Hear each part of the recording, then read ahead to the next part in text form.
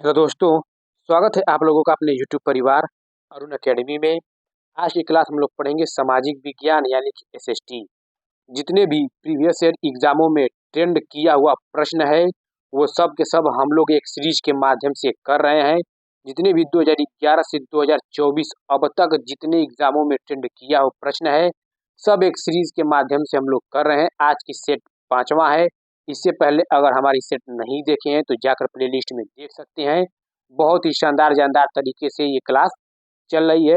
Previous year exam पर आधारित प्रश्न जितने भी पूछे गए हैं सब के सब निचोड़ हम लोग कर रहे हैं। हर एक सब्जेक्ट की मैराथन क्लास भी आ रही है। ठीक है दोस्तों, चलते हैं। देखिए पहला क्वेश्चन हम लोग देखते हैं क्या कह रहा है।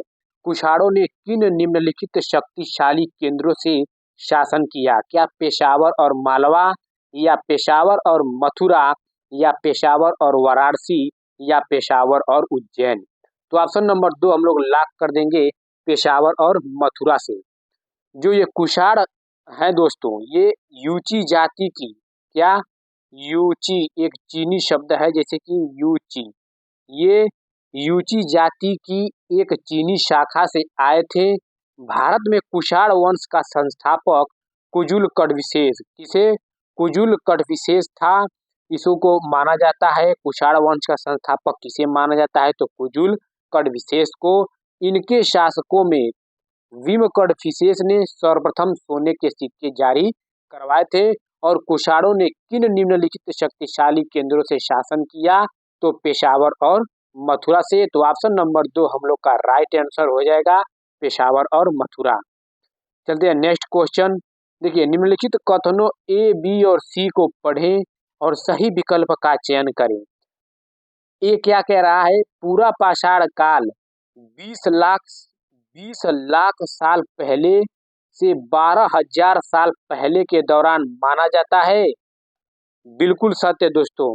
बी कह रहा है, बी क्या कह रहा है? इस काल को 3 भागों में बांटा गया है, आरंभिक, मध्य और उत्तर पूरा पाषाण में। बिल्कुल सत्य, इसे तीन काल भागों में बांटा गया था, आरंभिक, मध्य और उत्तर पूरा पाषाण काल में। तो सी क्या कह रहा है? मानव इतिहास की लगभग 99% यानी कि 99% कहानी इसी काल के दौरान घटित हुई। बिल्कुल सत्य, ये भी सत्य, यानी कि ए, बी, सी तीनों के तीनों सत्य हैं।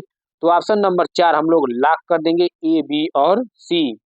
पूरा पाषाण काल में आग का आविष्कार, क्या आग का आविष्कार कब किया गया था?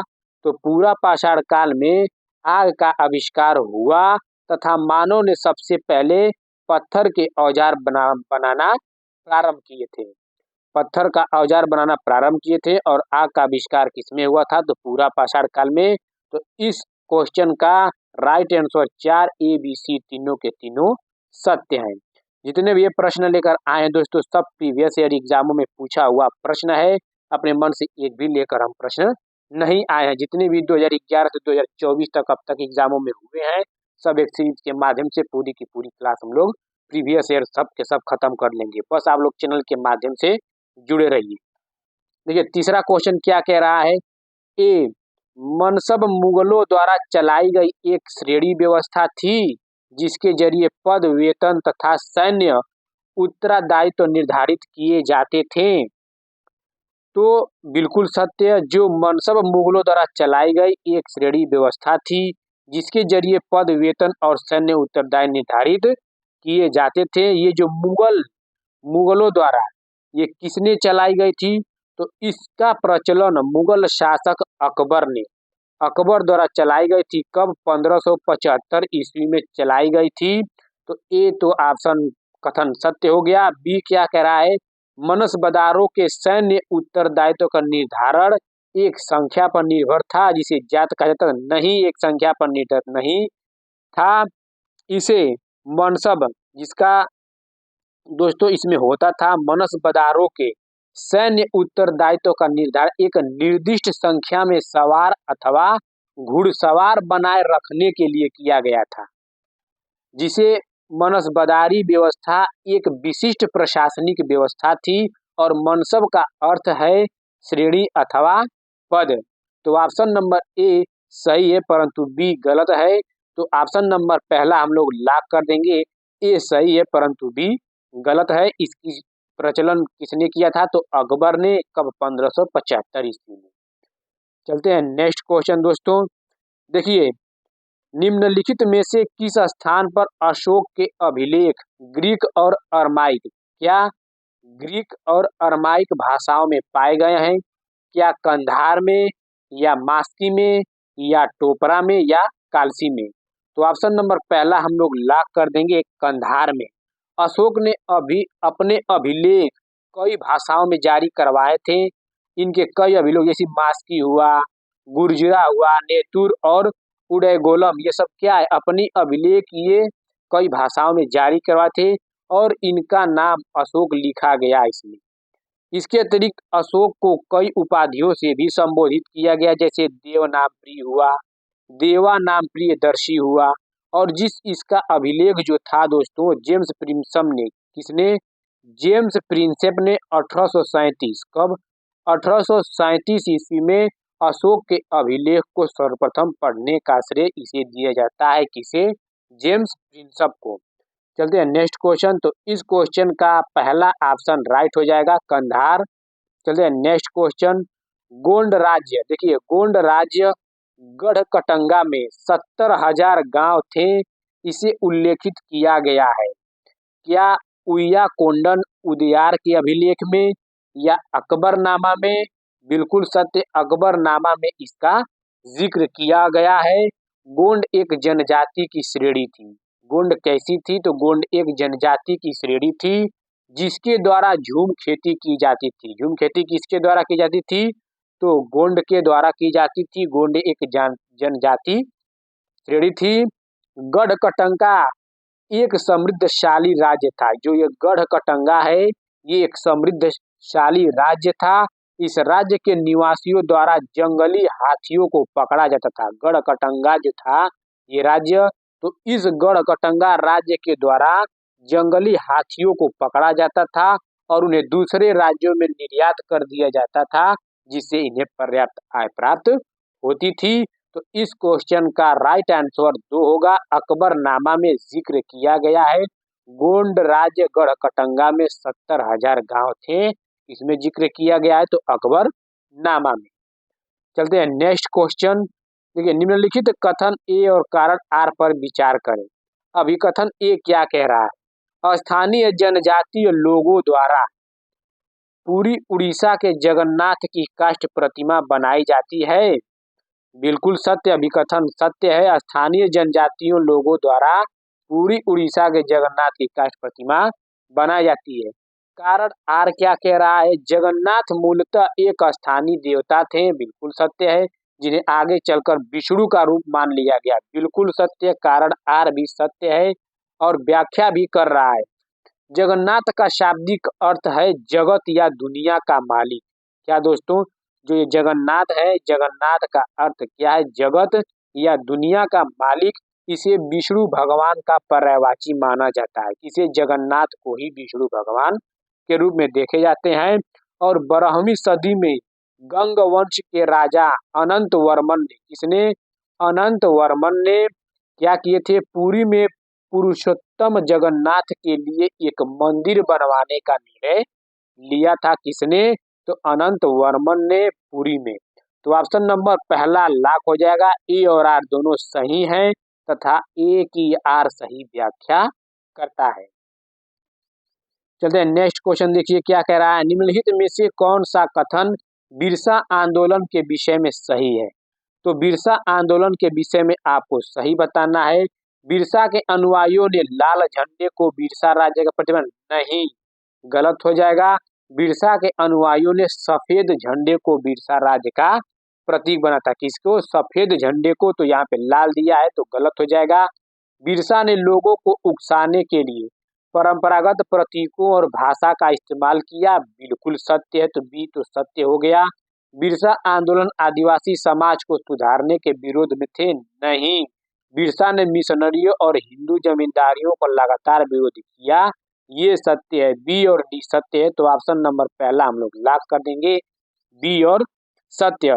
बिरसा का जन्म एक मुंडा परिवार में हुआ था, जो कि एक जनजातीय समूह है जिसका आवास स्थल छोटा नागपुर है। तो ऑप्शन नंबर पहला राइट आंसर हो जाएगा बी और डी। चलते हैं नेक्स्ट क्वेश्चन। निम्न देखिए कथन ए और बी पर विचार करें और सही विकल्प का चयन करें। लाखों ग्रामीण महिलाओं जो सूत कात कर अपनी आजीविका चला रही थी वे 19वीं शताब्दी के मध्य तक बेरोजगार हो गई। बिल्कुल कथन ए तो पहला सत्य हो गया। 19वीं शताब्दी यानी कि 1800 से 1900 के बीच को ही 19वीं शताब्दी कहते हैं। तो 1830 के दशक तक भारतीय बाजार ब्रिटेन में बने सूती कपड़े से पट गए। 1880 के दशक तक यह स्थिति हो गई थी कि भारत के लोग जितना कपड़ा पहनते थे उसमें 2/3 कितनी 2/3 ब्रिटेन में बना होता था। बिल्कुल सत्य। कारण भी इसका सही व्याख्या भी कर रहा है क्योंकि इसमें क्या होते थे उस समय तक ब्रिटेन एक पूंजीवादी देश बन चुका था। किस समय 19वीं शताब्दी तक ब्रिटेन एक पूंजीवादी देश बन चुका था और वहां पर भारत के ही सूत के कपड़े बनते थे। कहाँ ईदहा से लेकर जाते थे तो भारत के ही सूत के कपड़े बनते थे जो ब्रांड के रूप में भारत में आते थे। तो वहां पे क्या हुआ वहां पे आजीविका चल रही थी। जब कब लाखों ग्रामीण महिलाएं जब सूत काट कर अपनी आजीविका चला रही थी तो 19वीं शताब्दी के मध्य तक बेरोजगार हो गए क्योंकि जब 16वीं 17वीं ये सब थी तो सूत काट कर वो अपनी आजीविका चला रही थी। जैसे 19वीं शताब्दी आए ब्रिटेन अंग्रेज आए तो सूत अपना लेकर चले गए। मतलब ये सब क्या कंपनी सब बंद होती गई। इन सब का धीरे धीरे रोजगार छीनता चला गया। तो ए और बी दोनों सत्य है। कारण भी यही है यानी कि ए बी दोनों सही है तथा ए का कारण बी भी है। चलते हैं नेक्स्ट क्वेश्चन। निम्नलिखित में से कौन सा कथन सही है। महात्मा गांधी और रविंद्रनाथ टैगोर ने औपनिवेशिक शिक्षा का विरोध किया। बिल्कुल सत्य। महात्मा गांधी और रविंद्रनाथ टैगोर ने औपनिवेशिक शिक्षा ये दोनों लोग क्या किए थे विरोध किए थे। महात्मा गांधी का कहना था कि शिक्षा का माध्यम केवल भारतीय भाषा होनी चाहिए। उनका मानना था कि अंग्रेजी में जो शिक्षा दी जा रही है वह भारतीयों को अपाहिज बना देगी। क्या भारतीयों को अपाहिज बना देगी। इसी प्रकार रविंद्रनाथ टैगोर का मानना था कि शिक्षा में सृजनात्मकता क्या शिक्षा में सृजनात्मक के साथ प्राकृतिक परिवेश को जोड़ देना चाहिए। तो ऑप्शन नंबर पहला दोनों सत्य है। महात्मा गांधी और रविंद्रनाथ टैगोर ने औपनिवेशिक शिक्षा का विरोध किया। औपनिवेशिक उसे कहते हैं कि जो कई वर्षों तक कोई देश दूसरे राज्य पर राज करता चला आ रहा है उसी को औपनिवेशिक कहते हैं। तो ऑप्शन नंबर पहला हम लोग का राइट आंसर हो जाएगा। चलते हैं नेक्स्ट क्वेश्चन। देखिए प्राचीन ग्रंथों में विधवाओं को जलाने की अनुमति कहीं नहीं दी गई है। यह कथन किस समाज सुधारक के साथ जुड़ा हुआ है। क्या श्री नारायण गुरु के साथ या स्वामी दयानंद सरस्वती के साथ या सुभाष चंद्र बोस या राजा राम मोहन के साथ। तो ऑप्शन नंबर 4 हम लोग का राइट आंसर हो जाएगा राजा राम मोहन राय। राजा राम मोहन राय को भारतीय पुनर्जागरण का अग्रदूत माना जाता है। क्या इन्हें राजा राम मोहन राय को भारतीय पुनर्जागरण का अग्रदूत माना जाता है। इसके अतिरिक्त ये आधुनिक भारत के जनक भी कहलाते हैं। कौन राजा राम मोहन राय।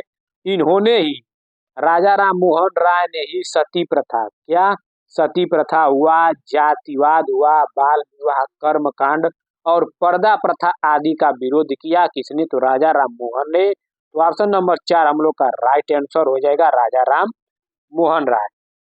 चलते हैं नेक्स्ट क्वेश्चन। देखिए क्या कह रहा है दोस्तों। भारत में अंग्रेजों के शासन के दौरान निम्नलिखित में से कौन से संगठन ने जाति उन्मूलन पर मुख्य ध्यान दिया। क्या सनातन धर्म सभा या एशियाटिक सोसाइटी या भारत धर्म महामंडल या सत्य शोधक समाज। तो ऑप्शन नंबर 4 हम लोग लॉक कर देंगे सत्य शोधक समाज। ऑप्शन नंबर 4 राइट आंसर हो जाएगा। सत्य शोधक समाज की स्थापना कब हुई थी तो 1873 ईस्वी में। सत्य शोधक समाज की स्थापना 1873 ईस्वी में हुई थी। इसके प्रसिद्ध समाज सुधारक ज्योतिबा फूले द्वारा की गई थी। किसके द्वारा ज्योतिबा फूले द्वारा की गई थी। इस संगठन का आरंभ एक छोटे से समूह के स्तर पर किया गया था। इस संगठन का उद्देश्य यही है दोस्तों जो सत्यशोधक समाज है, इसका उद्देश्य क्या था? इसका उद्देश्य शूद्र एवं अस्पृश्य जातियों के लोगों को मुक्ति प्रदान करना था। तो option number 4 Satyashodhak Samaj right answer हो जाएगा। चलते हैं नेक्स्ट क्वेश्चन। देखिए, टीपू सुल्तान द्वारा अंग्रेजों के विरोध के संदर्भ में कथन ए एवं कथन बी को पढ़ें तथा सही उत्तर चुनें। अपनी मृत्यु तक टीपू सुल्तान अंग्रेजों के विरुद्ध लड़ते रहे, बिल्कुल सत्य। पहला तो कथन सत्य हो गया। टीपू सुल्तान मृत्यु तक टीपू सुल्तान अंग्रेजों के विरुद्ध लड़ते रहे, अपनी मृत्यु तक क्या किए? लड़ते रहे अंग्रेजों से, और उसने अंग्रेजों को सांस्कृतिक परंपराओं का विरोध किया, बिल्कुल सत्य। इसने क्या किया? टीपू सुल्तान ने जो अंग्रेजों की सांस्कृतिक परंपरा थी उनका डटकर सामना किया, यानी कि विरोध किया। तो ए और बी दोनों सत्य हो गए, तो ऑप्शन नंबर 3 राइट आंसर हो जाएगा। ए और बी दोनों सही हैं। चलते हैं next question. Poverty and un British rule in India नामक पुस्तक के लेखक थे क्या? एओ ह्यूम या बदरुद्दीन या रोमेश चंद्र दत्त या दादा भाई नेहरू। तो ऑप्शन नंबर 4 को हम लोग लॉक कर देंगे, दादा भाई नेहरू। दादा भाई नेहरू एक भारतीय राजनीतिक नेता, विद्वान, लेखक और व्यापारी भी थे। इन्हें grand old man of India भी कहा जाता है। किसे? दादा भाई नेहरू को grand old man of India के रूप में जाना जाता है। तो poverty and un British rule India नामक पुस्तक किसने लिखी? तो दादा भाई नेहरू जी ने। तो ऑप्शन नंबर 4 हम लोग का राइट आंसर हो जाएगा, दादा भाई नेहरू जी। नेक्स्ट क्वेश्चन क्या है? निम्न में से किन किन देशों के राजनेता गुट निरपेक्ष आंदोलन का हिस्सा थे? तो गुट निरपेक्ष आंदोलन का हिस्सा भारत, युगोस्लाविया, इंडोनेशिया, घाना, मिस्र सब थे। तो ऑप्शन नंबर पहला ही हम लोग का राइट आंसर हो जाएगा, भारत, युगोस्लाविया, इंडोनेशिया, घाना और मिस्र। गुट निरपेक्ष आंदोलन औपनिवेशिक व्यवस्था के पतन के दौरान स्थापित हुआ था। क्या? औपनिवेशिक व्यवस्था के पतन के दौरान गुट निरपेक्ष आंदोलन स्थापित हुआ था, और यह वही समय था जब नए नए देश औपनिवेशिक गुलामी से आजाद हो रहे थे। तो ऑप्शन नंबर पहला राइट आंसर हो जाएगा, भारत, युगोस्लाविया, इंडोनेशिया, घाना और मिस्र। चलते हैं नेक्स्ट क्वेश्चन। देखिए क्या कह रहा है? निम्न में से किन ग्रहों के चारों ओर छल्ले होते हैं? तो देखिए, बृहस्पति, शनि और वरुण के चारों ओर क्या होते हैं? छल्ले होते हैं। अरुण को यूरेनस कहते हैं। तो ए बी सी तीनों सत्य हो जाएगा। तो ए बी और सी किसमें है? तो ऑप्शन नंबर 1 हम लोग लॉक कर देंगे, ए और बी सी। तो देखिए, बृहस्पति देखिए सौरमंडल का सर्वाधिक बड़ा ग्रह माना जाता है। इसके कुल लगभग 95 उपग्रह है। इसका मतलब बृहस्पति का गैनीमेड नामक उपग्रह सौरमंडल का सर्वाधिक बड़ा उपग्रह है। और जो शनि है, शनि ग्रह के चारों ओर 7 वलय है। शनि ग्रह के चारों ओर कितने वलय हैं? तो 7 वलय हैं। टाइटन शनि का सर्वाधिक बड़ा उपग्रह है, और शनि के कुल लगभग 140 प्लस उपग्रह हो गए हैं। और वरुण की देख लेते हैं, यानी कि यूरेनस ग्रह। यह जो अरुण यानी कि यूरेनस है, यह ग्रह अपने अक्ष पर पूर्व से पश्चिम की तरफ घूमता है। क्या करता है? पूर्व से पश्चिम में घूमता है। वहीं दूसरी ओर अन्य ग्रह जितने हैं वह ग्रह पश्चिम से पूर्व की ओर चक्कर लगाती है। मतलब बृहस्पति, शनि, नेपच्यून ये सब पश्चिम से पूर्व ओर घूमते हैं। और यूरेनस यानी कि अरुण जो है, और इसके साथ शुक्र भी क्या करता है? तो पूर्व से पश्चिम की ओर घूमता है। तो ऑप्शन नंबर पहला हम लोग राइट आंसर हो जाएगा, ए बी सी। इनके चारों ओर छल्ले होते हैं। चलते हैं नेक्स्ट क्वेश्चन। देखिए क्या कह रहा है? भारतीय मानक समय किस मानक यामोत्तर पर आधारित है? तो भारतीय मानक समय 82.5 डिग्री पूर्वी देशांतर रेखा पर स्थापित है। यह 82.5 डिग्री जो पूर्वी देशांतर रेखा है, प्रयागराज के समीप यानी कि मिर्जापुर से होकर गुजरती है। भारतीय मानक समय की यामोत्तर रेखा कुल 5 कितने? कुल 5 राज्यों से होकर गुजरती है, जो उत्तर प्रदेश, मध्य प्रदेश, उड़ीसा, छत्तीसगढ़ और आंध्र प्रदेश से होकर ये क्या गुजरती है? कितने राज्यों से? भारत के 5 राज्यों से। तो ऑप्शन नंबर 3 राइट आंसर हो जाएगा 82.5 डिग्री पूर्वी देशांतर। निम्न में से क्या दिन एवं रात तथा ऋतुओं में परिवर्तन संभावित होता है? तो दिन एवं रात किसके कारण होते हैं? तो घूर्णन के कारण होता है। और ऋतुओं में परिवर्तन किसके कारण होता है? तो परिक्रमण के कारण। तो ऑप्शन नंबर पहला राइट आंसर हो जाएगा। दिन और रात जब होता है तो पृथ्वी के घूर्णन के कारण होता है, और ऋतुओं में परिवर्तन होता है तो इसके परिक्रमण के कारण होता है। तो ऑप्शन नंबर पहला राइट आंसर हो जाएगा, क्योंकि पृथ्वी क्या है? सौरमंडल का एकमात्र ऐसा ग्रह है जहां पर जीवन संभव है। क्या? जहां पर जीवन संभव है। इस ग्रह पर जल की उपस्थिति है, इसीलिए यह नीला ग्रह कहलाता है। और इसका उपग्रह एकमात्र चंद्रमा है। पृथ्वी का एकमात्र उपग्रह कौन सा है? तो चंद्रमा है। और इस क्वेश्चन का राइट आंसर पहला हो जाएगा, पृथ्वी के घूर्णन एवं परिक्रमण। चलते हैं दोस्तों नेक्स्ट क्वेश्चन।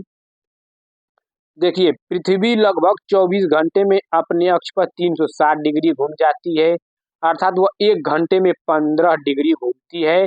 इस प्रकार जब ग्रीनविच में दोपहर के 12 बजते हैं, तब ग्रीनविच से 30 डिग्री पूर्व में, देखिए ये ग्लोब है, ये बीचों बीच है, तो पूर्व पूछा, यानी कि इधर हम लोग जाएंगे। इधर जाएंगे तो पश्चिम हो जाएगा, इधर की बात कर रहा है। तो देखिए ये 30 डिग्री पूर्व में समय होगा। तो देखिए दिया है कि 1 घंटे में 15 डिग्री घूमती है। तो यानी कि जब 1 घंटे में 15 डिग्री घूमती है तो 1 डिग्री कितने में घूमेगी? यानी कि 4 मिनट। 15 चौके 60, तो 1 डिग्री घूमने में 4 मिनट का समय ले रही है। तो 30 डिग्री घूमने में कितने मिनट का समय लेगी? तो 30 गुणे 4 कर देंगे, 4 तिहाई 12, यानी कि 120 मिनट। यानी कि 120 मिनट का समय ले रही है। तो यानी कि 120 मिनट में कितने घंटे होंगे? 2 घंटे होंगे। और दिया है कि पूर्व में, तो जब पूर्व की बात करेंगे यहाँ, तो यहाँ पूर्व में तो अपराह्न होगा। तो इसका ऑप्शन नंबर पहला हम लोग लॉक कर देंगे। यानी कि 30 यहाँ पे 12 जब बज रहा है तो 1 दुइये न बजेगा 2 घंटा। 2 घंटा पूर्व में तो 1 और 2 घंटा, तो 2 अपराह्न। तो ऑप्शन नंबर पहला राइट आंसर हो जाएगा। चलिए नेक्स्ट क्वेश्चन। अंडमान और निकोबार द्वीप समूहों में निम्न में से किस प्रकार के वन पाए जाते हैं? क्या आर्द्र पर्णपाती वन, या शुष्क पर्णपाती वन, या शीतोष्ण पर्णपाती वन? तो दोस्तों पहला हम लोग लॉक कर देंगे, जो अंडमान और निकोबार द्वीप समूह में पाई जाती है वह आर्द्र पर्णपाती वन। तो पहला ऑप्शन हम लोग का राइट आंसर हो जाएगा। ऑप्शन नंबर ए हम लोग क्या करेंगे? पहला लॉक कर देंगे। ये जो अंडमान निकोबार द्वीप समूह है, बंगाल की खाड़ी के दक्षिण में हिंद महासागर, जैसे ये मान लीजिए नक्शा है दोस्तों, ये बंगाल की खाड़ी नीचे है। ऐसे तो नीचे स्थित कौन सा है? अंडमान निकोबार द्वीप समूह बंगाल की खाड़ी के दक्षिण में हिंद महासागर में अवस्थित है। कहाँ दोस्तों? हिंद महासागर में अवस्थित है। यहाँ पे अंडमान निकोबार, ये हमारा भारत नक्शा है। देखिए बंगाल के खाड़ी दक्षिणी हिंद महासागर में यहीं पर स्थित है। और इस द्वीप का निर्माण कई छोटे बड़े द्वीपों से मिलकर हुआ है। अंडमान निकोबार द्वीप समूह भारत का केंद्र शासित प्रदेश है, जिसकी राजधानी पोर्ट ब्लेयर है। अंडमान निकोबार की राजधानी क्या है? तो पोर्ट ब्लेयर है। और यहाँ पे आर्द्र पर्णपाती वन पाए जाते हैं। तो ऑप्शन नंबर पहला हम लोग का राइट आंसर हो जाएगा। चलिए नेक्स्ट क्वेश्चन। देखिए निम्न कथनों को पढ़िए। कथन ए क्या कह रहा है? ग्रेनाइट ठोस चट्टाने हैं तथा बिल्डिंग बनाने, सजावटी व सिलबट्टे के तौर पर प्रयोग में लाई जाती हैं। बिल्कुल सत्य, कथन ए भी सत्य हो गया। पृथ्वी की भूपर्पटी के बहुत नीचे धीरे धीरे ठंडा होने के कारण ये बड़े दानों का रूप, बिल्कुल ये भी सत्य है। इसका कारण भी है, क्योंकि जो जो चट्टाने हैं वो पृथ्वी के नीचे ही पाए जाते हैं। जैसे कि मान लीजिए तमिलनाडु के तंजावुर नगर में स्थित एक बृहदेश्वर मंदिर विश्व का प्रथम ऐसा मंदिर है जिसका निर्माण ग्रेनाइट पत्थर से किया गया है। और भारत में ग्रेनाइट चट्टाने विंध्याचल पर्वत क्षेत्र में प्रचुरता में पाई जाती हैं। ये जो ग्रेनाइट ठोस चट्टाने हैं ये पृथ्वी के भूपर्पटी के बहुत नीचे ही मिले होते हैं, इसलिए इसका व्याख्या भी सही कर रहा है। तो ए और आर दोनों सही है। तथा आर सही व्याख्या भी है एक ही। चलिए नेक्स्ट क्वेश्चन देखिए, दिए गए कथनों को पढ़िए तथा सही विकल्प का चयन कीजिए। मानसूनी पवनें मौसमी पवनों का उदाहरण है। बिल्कुल सत्य। मानसूनी पवनें क्या है? मानसूनी पवनें ये मौसमी पवनों का उदाहरण है। ऑप्शन नंबर पहला हम लोग का सत्य हो गया। मौसमी पवनें वर्ष भर लगातार निश्चित दिशा में नहीं चलती हैं, वो बदलती रहती हैं।